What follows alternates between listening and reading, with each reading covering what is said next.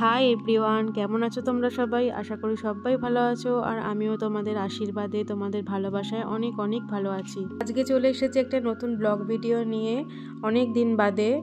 তো আশা রাখবো তোমরা ভিডিওটা পুরো দেখবে, কোথাও স্কিপ না করে। আর একটা ভালো খবর ছিল, সেটা হলো আমার চ্যানেলটাকে মনিটাইজ করাতে পেরেছি তোমাদের ভালোবাসায়। ভাবিনি কখনো করাতে পারবো। তো তোমরা এইভাবেই পাশে থেকো, তাহলে অনেকটাই এগিয়ে যেতে পারবো আশা রাখি।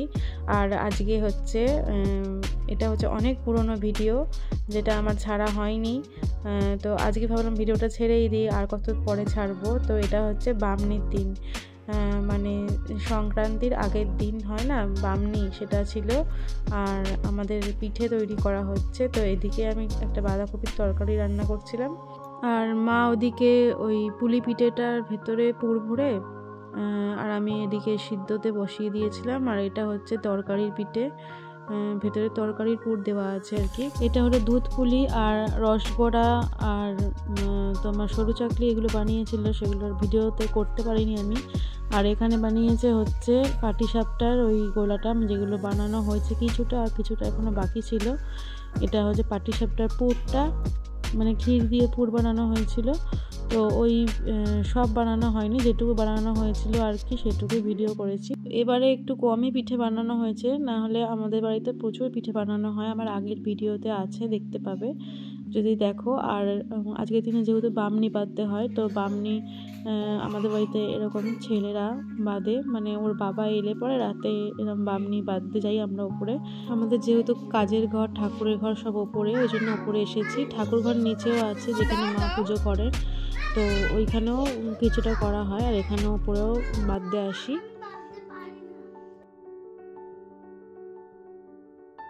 তো প্রত্যেকবারেই ওর বাবা এরকম রাত্রিরে আসবে, আর এরকম বামনিটা আমরা বাঁধতে আসি ওপরে।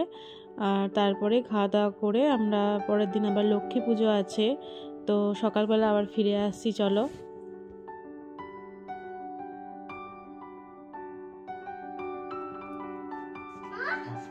সকালবেলা এরকম চলে এসেছি। দেখো আজকে তো পৌষ সংক্রান্তির স্কুল ছুটি, আর মেয়েকে পড়াতে এসছে নিচে, ওকে খাইয়ে টাইয়ে দিয়ে পড়াতে দিয়ে এসছে। ছেলেটাকে ওপরে টিভি চালিয়ে দিয়েছি, ওকে খাইয়েও দিয়েছি। আর এদিকে লক্ষ্মী পুজোর জোগাড় হচ্ছে।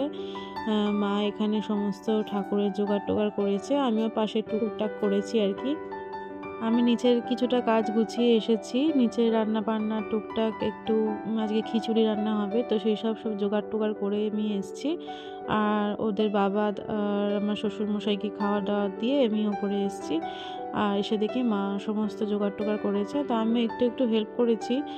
আর এখানে পুরোহিত মশাই আসার সময়ও হয়ে গেছে। তো এই পুজোটা আমাদের বছরে 4 বার করা হয়। তো দেখো ভিডিওটা কেমন লাগে তোমাদের।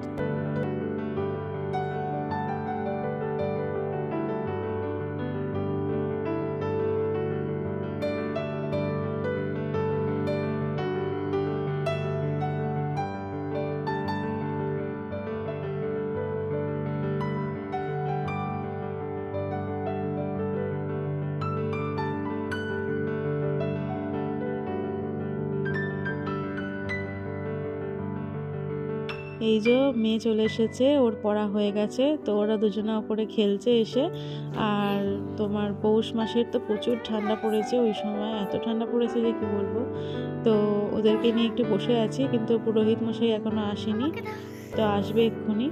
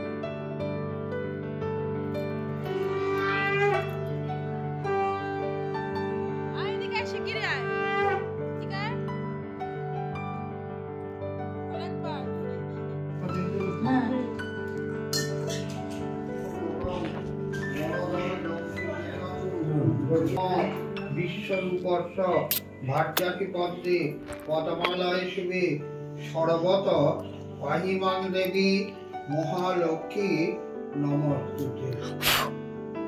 চলো নিচে যাবো।